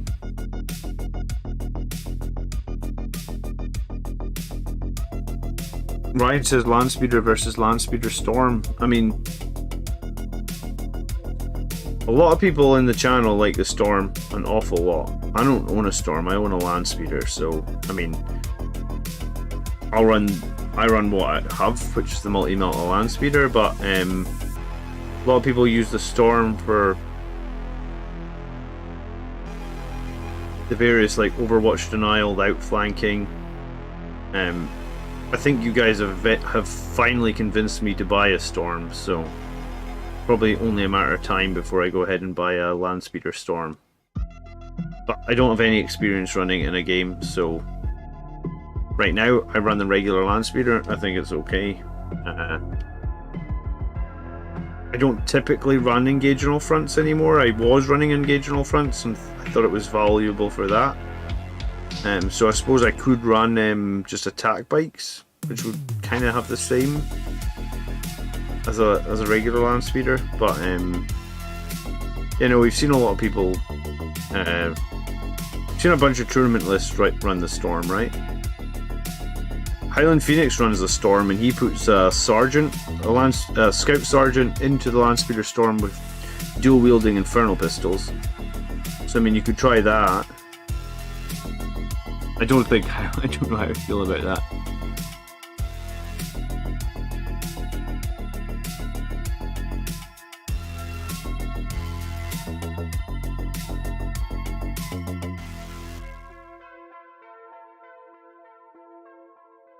If it's true, a list right now that starts at 8 CP will now start with 0.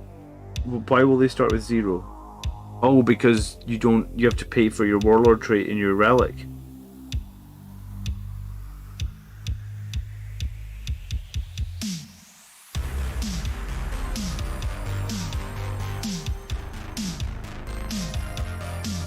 I mean, if that's true, that may mean that I have to run Dante. God. I don't want to run Dante.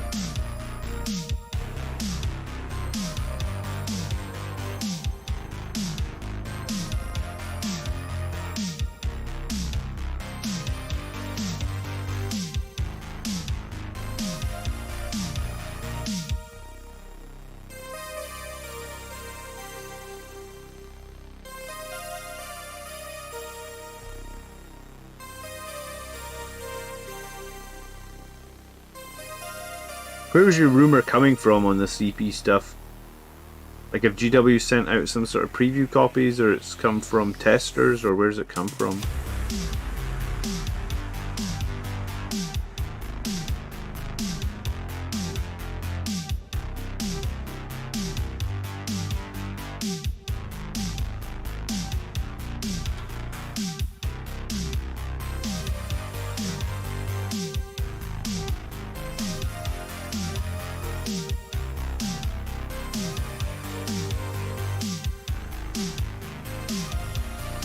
Scout Sergeant with dual Infernal Pistol sounds fun. You can disembark after the Landspeeder Storm is moved, right? When am I next taking on a tournament? 2 weeks today, Stephen. But I don't know what my list is. I don't think I've figured out what's good yet since Armour of Contempt came out. I mean, I've maybe played like 10 games with Armour of Contempt. Yeah, I just don't know if I know, or I just don't know if I feel what's good or not.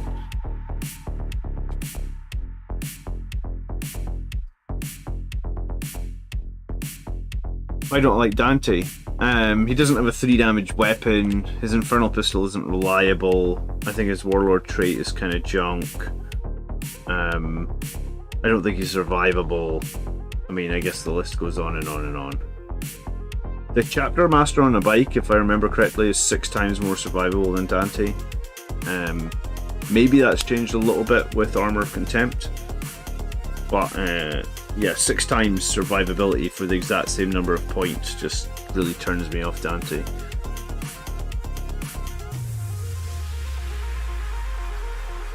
When I used to run like a jump character as my Warlord, it was either like a Smash Captain or the Sanguiner. And I liked the Sanguiner last edition. I guess his aura got quite a bit weaker this edition than it was last edition. Because last edition it was just +1 attack regardless of like it's stacked. Whereas this +1 attack this edition is like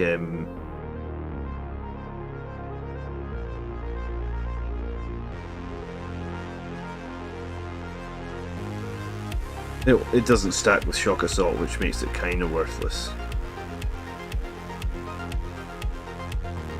Alright, I just wanted to make sure that I had a few colours on this guy, so he's quote-unquote battle ready. I mean, he's definitely not battle ready, but he's got red, black, silver,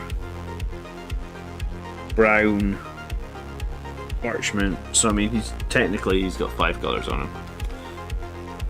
He's not supposed to be a solo missile. Yeah, I know he's not.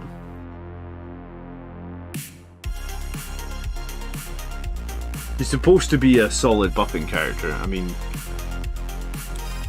he does. I guess you could argue he is a solid buffing character. I mean, I would listen to the argument, but I don't think he's. I mean, he doesn't really do anything that a regular chapter master already does, right? Edge case, the +1 leadership might help. Edge case, 3 inches of additional aura leadership might help, but in some ways I guess it's similar to the Wrath of Baal. If you think that, and you know, like I was speaking to Sam this week, and Sam is arguably like a top player, he thinks you don't need Wrath of Baal. So if he thinks you don't need 2 inches of additional movement, I guess, do you need 3 inches of additional aura for reroll on core, you know?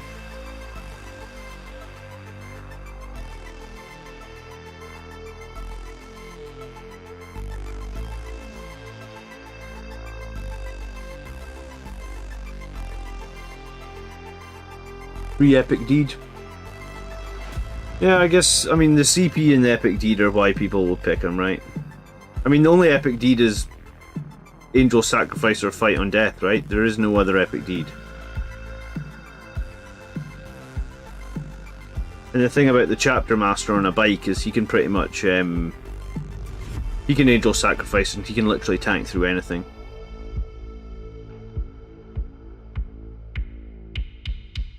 Which I'm convinced Dante can't do. Yeah, I mean, I'm just convinced he can't do it.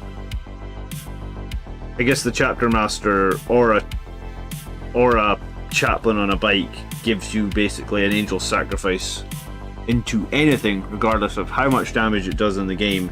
You can Angel Sacrifice, you can survive, and then you can Angel Sacrifice again. I mean, I guess in some situations maybe Dante can survive, but there's definitely some things I think he can't survive into, which the Chapter Master does, or the Chaplain on the bike does. And I mean, if you go back to Blood Angel's lists for like the last 6 months, the Chaplain on a bike, obviously the Primaris Chaplain on a bike, he was like a top tier pick, right? He was what everybody that was winning tournaments with Blood Angels was running. I mean, some people were running Dante as not the Warlord, like as a buff character, but not your Warlord, because the Warlord was on the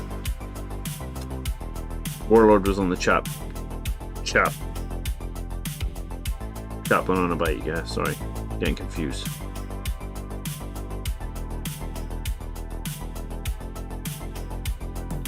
Dante's a glass cannon. I don't know if he's a glass cannon. I mean, he's a buffing character that, in my experience, you kind of need to hide. And I mean, maybe you don't need to hide him as much as you used to, but into the armies that I played against, you definitely needed to hide him, because you would just... I played against plenty of armies that could kill him the second they could see him.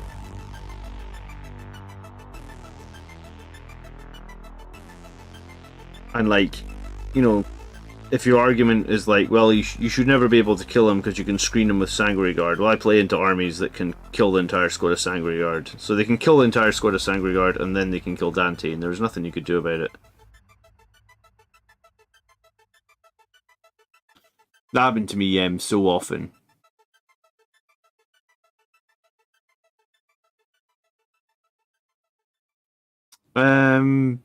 He's fine cast, I think. He's not metal.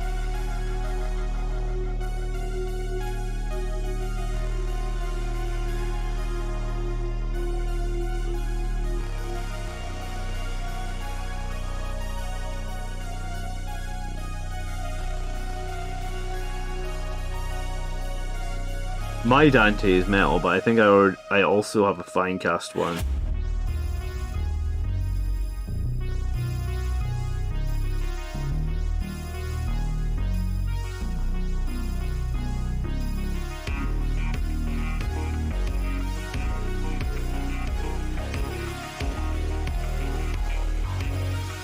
He does. I mean, he does damage into models that aren't -1 damage. If you're into a -1 damage army, I guess like Dante doesn't need a lot for me to want to like him. If he had like a 3 damage weapon or he had a sweet profile, then I think I could probably quite like him. But I also think he should give more than 1 CP in that he's like literally reagent of like half the damn Imperium at this point. So I think he should give 2 CP if Marnius Kalgar can give 2 CP, but that's probably not the reason I don't like him, you know? I dislike him for his weapon and his survivability.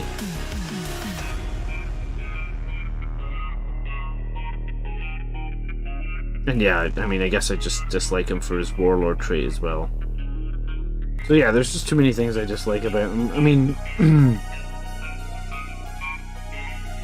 if they make these CP changes, maybe I'll be forced to play him and maybe I'll like him, but when I was running him, I just always felt like he was pale. He paled in comparison to the Chapter Master on the bike.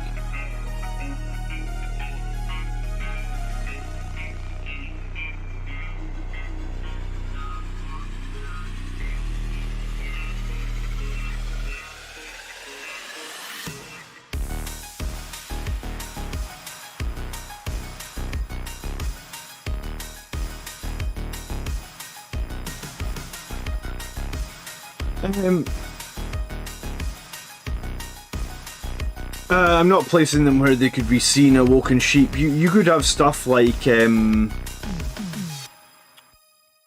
what was it? Sisters of Battle,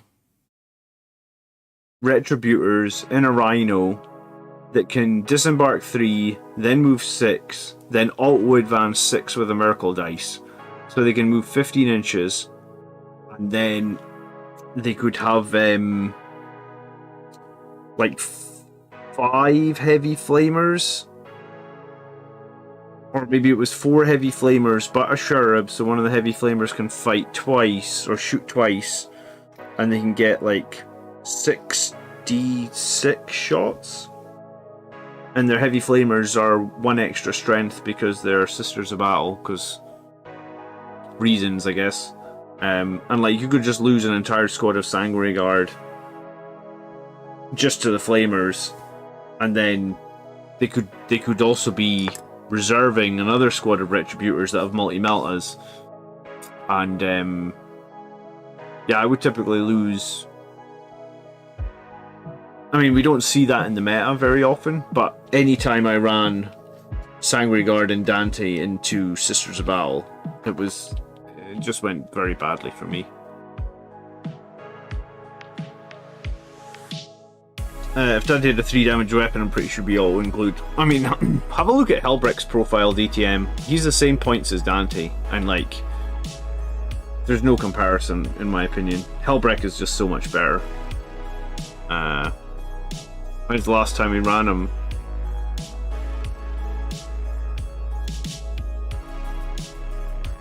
Maybe very early in 9th. Possibly before we got our 9th edition codex. Yeah, I mean, things have changed now, but at the time, you can also do that with multi-meltas though, Atlas. So you could have a couple of flamers, and you could have a couple of heavy flamers and a couple of multi-meltas, and those multi-meltas would be hitting your Sanguinary Guard at -4. So it seemed, if you had 2 squads of those, you could pretty much always just wipe an entire squad of Sanguinary Guard and Dante. I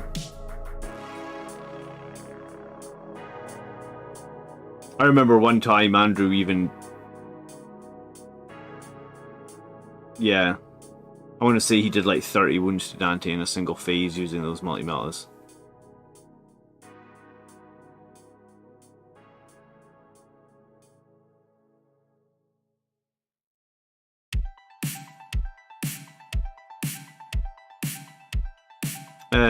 Helbrecht doesn't move quickly. True, but I mean, I think Helbrecht's melee profile more than makes up for it. Like, he's an absolute monster.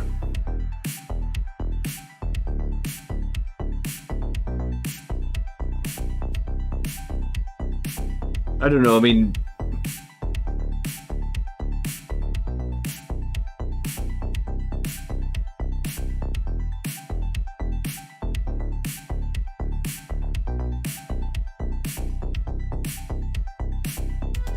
what am I worried about? I mean, what I'd be most worried about Highland Phoenix is the armies that I don't know well enough, right?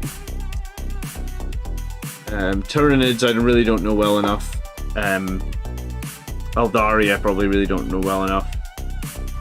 Drukhari are also going to be a huge problem because I don't think I have enough shooting to open their transports. I don't have enough big squads to open up their transports either. I don't know how common Drukhari raider spam is now. I know it's less effective than it was, but still. Sisters can advance multi-meltas and shoot with Ardent Shroud, I believe. Awoken Sheep. I mean, I guess maybe that's changed as well because you can't soup sisters anymore, right? But at the time you could soup sisters, so you could definitely advance and shoot your heavy weapons. Because Argent Shroud count as remaining stationary, even if they advance.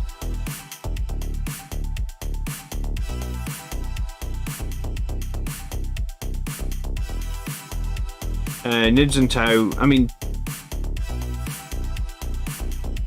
few Tau lists. I think regular Tau lists I'm not too scared about. 15 crisis suits, I'm probably quite scared.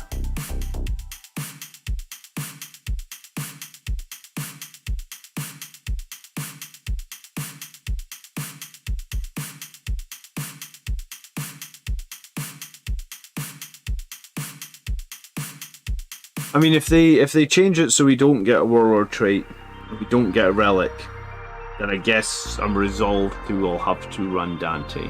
And I have run him before, and I think he's fine. Yeah, I mean, he's fine. I remember running him actually, and I think I ran him into Colin's Death Guard. Maybe it was Andrew's Iron Hands I ran him into. I feel like he's fine. I just don't think that you get the same sort of insane plays that you can make with that Chapter Master, where like, you know, I played against Knights at a GT, and the Knights charged my Sanguinary Guard. I heroically intervened with my Chapter Master. I sacrificed himself. I turned on Armor Indomitus. And I mean, it was like a Knight that had a flat 6 damage sword or something. My Chapter Master, like, just completely survived. I think he maybe took 1 wound or something. And then that Knight basically got killed without doing any damage whatsoever.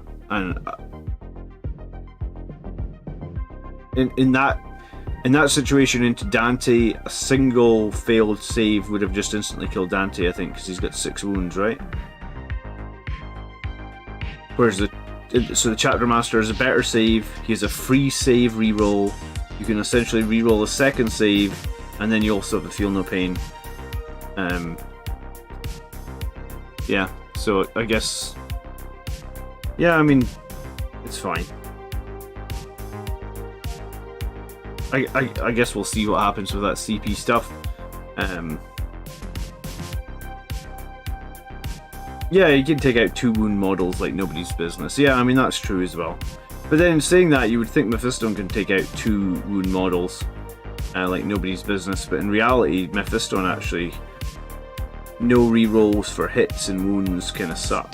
And again, your Chapter Master can reroll 1 hit and 1 wound every turn, which can end up having a lot of value too. I don't know, I mean, we could argue the Chapter Master Dante all day long.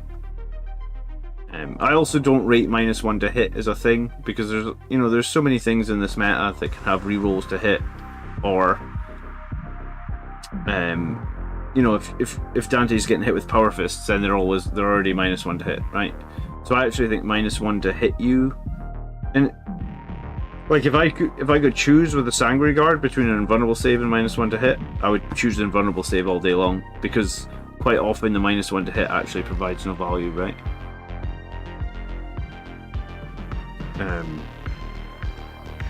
Yeah.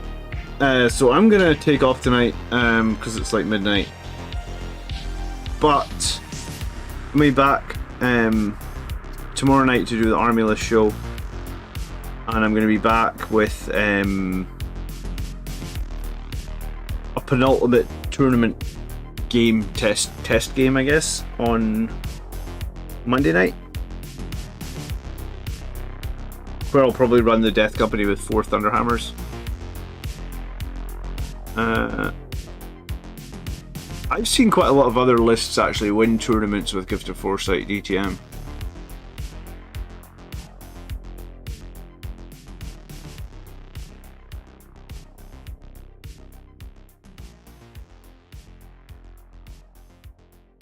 We'd have to look at the competitive lists over last year's, but I guess that's...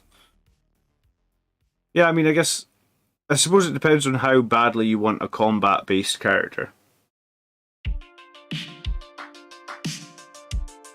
Hard to say.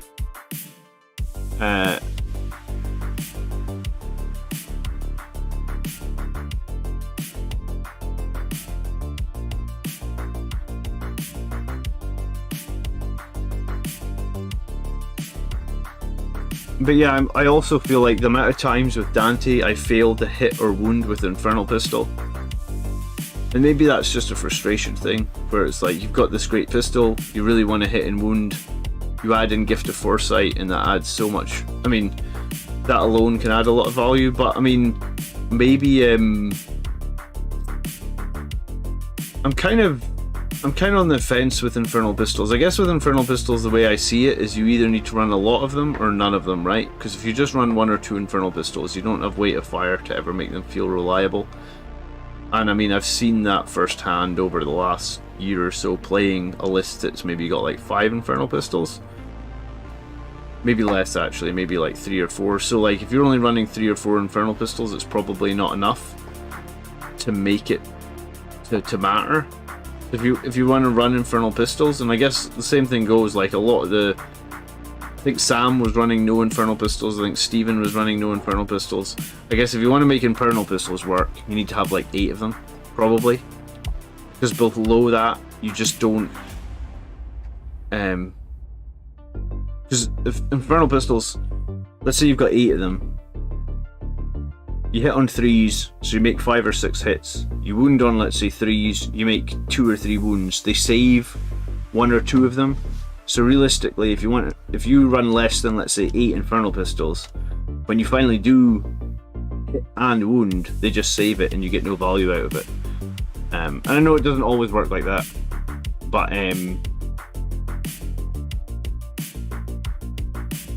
7-man Sanguinary Guard need 5 Infernal Pistols with rerolls to help. See, yeah, so that's kind of my point, I guess. So if you're just going to run 1 Infernal Pistol like Dante, then you just have to deal with the fact it's unreliable, which maybe when I was thinking about Dante all the time back then, I just didn't like, because you think like, oh, I've got this cool pistol, you want it to do some damage. So then maybe that's something that's changed in my thinking, but only recently. Before, I guess, I would run 3 Infernal Pistols and I would expect them to do work, and more often than not, just having 3 of them, they might not do work. I guess it's the same thing when, like, you just run 3 Eradicators, which is 3 Melta shots, potentially 6 if you total obliterate, but you just have to expect, like, 3 Melta shots aren't actually going to do that much. They're going to do fuck all. 6 Melta shots alone aren't going to do that much. So yeah, I've never run 5 Infernal Pistols in a 7-man Sanguinary Guard squad. I think the most I've ever run is maybe 2. Maybe I'll try it. Maybe we'll try running a bunch of Infernal Pistols and we'll see how I feel. And I'll try running this 4th Thunderhammer and I'll see how I feel.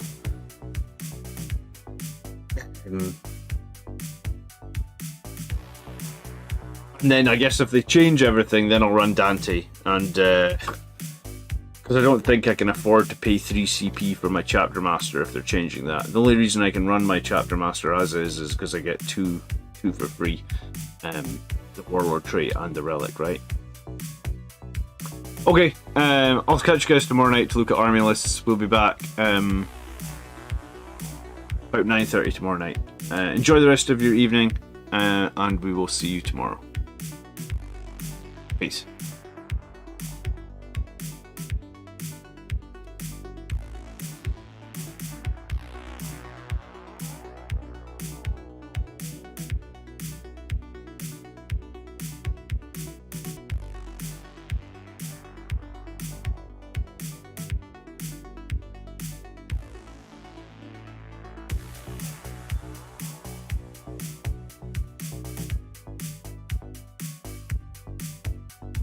you